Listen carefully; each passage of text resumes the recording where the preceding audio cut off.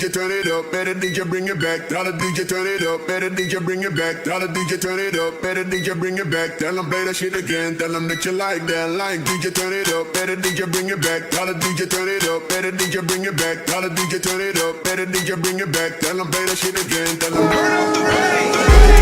Better DJ bring it back. Tell the DJ turn it up, better DJ bring it back. Tell the DJ turn it up, better DJ bring it back. Tell them play that shit again, tell them that you like that. Like DJ turn it, DJ turn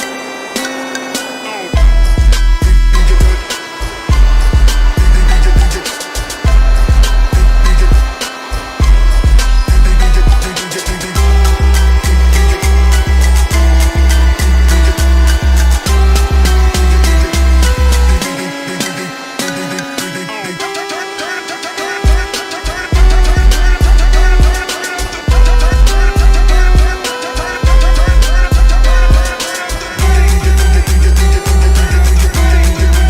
DJ turn it, DJ turn it, DJ turn it, DJ turn it. These are the R44 trains. The cars were built to serve both the NYC subway and the Staten Island Railway. There was a total of 352 cars built for both systems between 1971 and 1973.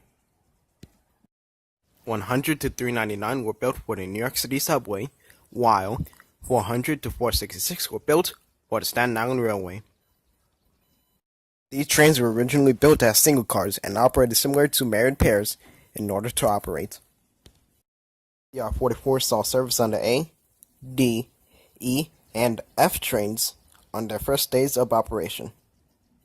Later on, they ran exclusively on the A, and of course, it also ran on the H train. No, God!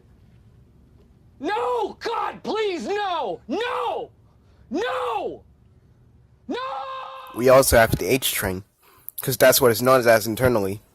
Not the damn Rockaway shuttle. That shit's gay.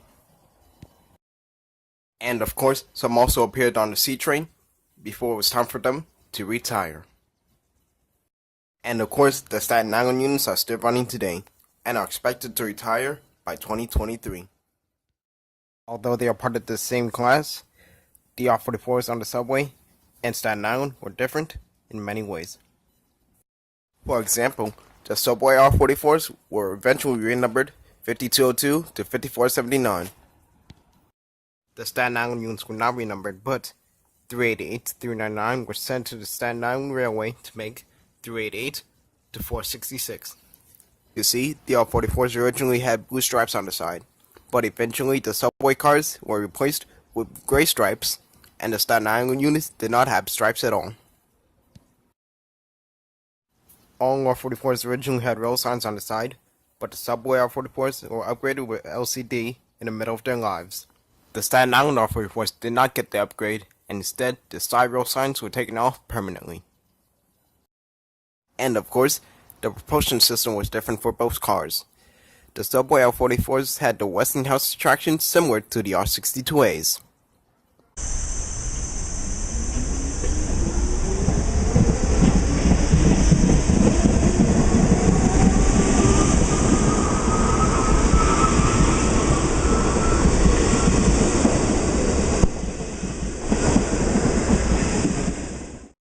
The Staten Island R44s are powered by General Electric, which means they sound similar to the R62s.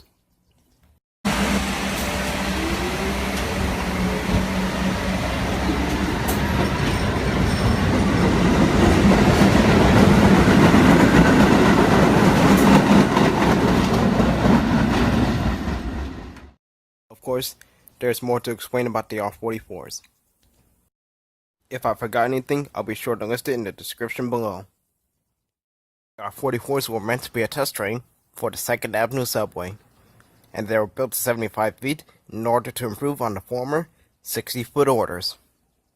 As a result, the seating arrangement was altered, as you can see above. The R44s were also built to run very high speeds, reaching 87.75 miles per hour on the Long Island Railroad between Woodside and Jamaica. Goddamn. That's a fucking world record for subway cars. That deserves a celebration. You're too slow!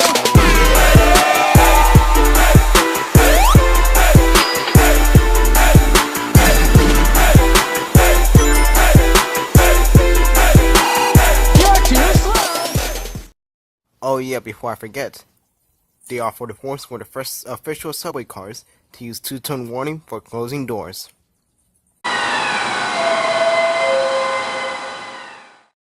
As a little kid, I thought the R44s were the same thing as the R46. Now with some research I did, I know now that they are not the same thing. And looking back now, the R44s were pretty fair units back in the day. Yes, I say the R44s are fair, but that does not mean the R44s does not have its flaws. During the 1980s, the entire subway was filled with graffiti, and because of the graffiti bombs, the R44s were not able to take the acid baths very well. This is because the R44s were made with carbon steel, instead of being built with the more resistant stainless steel. Subway R44s would have lasted a lot longer if it wasn't for the TA at the time to not focus on making the R44 more advanced. This, as well as other structural issues, caused the R44s to retire early. The last line they ran on the subway was on the C in summer 2010. Today, the only subway car in the system is 5240, currently on display in the New York City Transit Museum. Luckily, the Staten Island R44s are still around because they were not graffitied on the island, and I was able to grab them before retirement, which will not be until 2021 to 2023 by the R211s. Oh, and before I forget, as part of the 1990 rebuild program, 314 was built with flip-dot signs instead of LCD signs as part of the pilot program. Sadly, 314 was the only unit to get this rebuild, and no other R44 was built the same way. Although I got to admit, the flip dots on the R44s look kinda cool. Well, that's my take on the R44s. Thank you guys for watching, hope you enjoyed, and stay for more entertaining content coming your way.